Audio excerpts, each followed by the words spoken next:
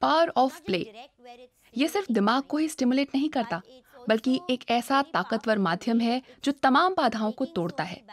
बच्चे बचपन को जी सकते हैं, सीधे साधे बचपन का आनंद ले सकते हैं। Plain simple, enjoy their childhood.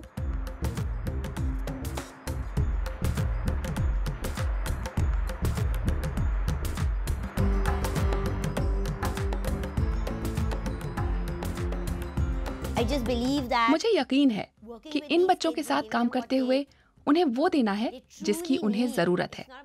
उन्हें खेल में रम जाने की जरूरत है। शुरुआती उम्र कच्ची मिट्टी की तरह होती है, आप उसे आकार दे सकते हैं। हम लगातार कहते रहते हैं कि दुनिया इतनी खराब जगह क्यों है और क्यों इतनी खराब चीजों से भरी हुई है। अगर आप इसकी पड़ताल करेंगे तो यह हमेशा बचपन से जुड़ा होता है। But if you trace it back, it always goes back to their childhood.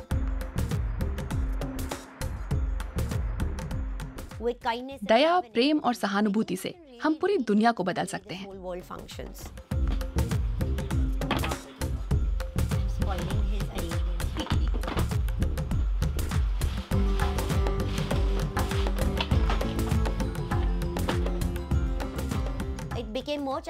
लोगों को पावर ऑफ प्ले समझाना बहुत चुनौती भरा है। खेलने का अधिकार क्या है? बचपन का मानसिक सुख क्या है? यहाँ लोगों के लिए ये बहुत ही अनजाना है, क्योंकि यहाँ बहुत सारी दूसरी समस्याएं हैं। मसलन गरीबी है, वो भी बड़े स्तर पर। जब बच्चा भूखा हो तो उसके खेलने की बात कौन करेगा?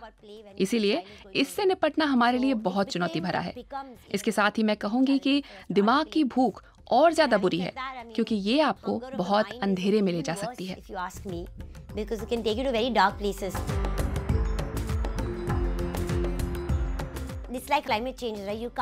ये जलवायु परिवर्तन जैसा है। आप देख नहीं सकते कि हमारे आसपास क्या हो रहा है। अगर आप इसे देख नहीं पाते तो आपको लगता है कि ये कोई समस्या ही नहीं है। आपका मूड अचानक बिगड़ जाता है, फिर दिन भर आपका मूड खराब ही रहता है। जरा सोचिए, अगर वो दिन आपकी पूरी जिंदगी हो तो? इनमें से कई बच्चे इसी तरह जिंदगी में खराब शुरुआत करते हैं।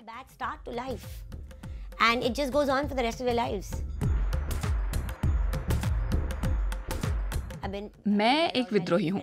मैं उन पारंपरिक चीजों में यकीन नहीं करती जिन्हें दूसरे लोग मानते हैं, खासतौर पर भारत जैसे देश में जो कई तरह की परंपराओं से भरा है। ये बहुत मुश्किल नहीं था। खुशकिस्मती है कि अब मैं आर्थिक रूप से स्वतंत्र हूँ।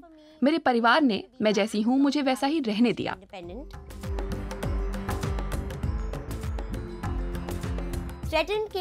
संकट तभी आया जब हमें एहसास हुआ कि हमारे पास पर्याप्त पैसा नहीं है, क्योंकि हम करीब करीब कंगाल हो चुके थे।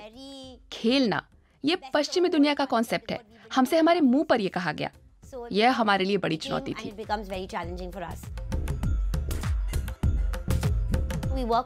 हम हर दिन करीब 55,000 बच्चों के साथ काम करते हैं। जब तक इन बच्चों को खुद सही और गलत का फर्क समझने के लिए मानसिक रूप से तैयार नहीं किया जाएगा, तब तक कुछ नहीं बदलेगा।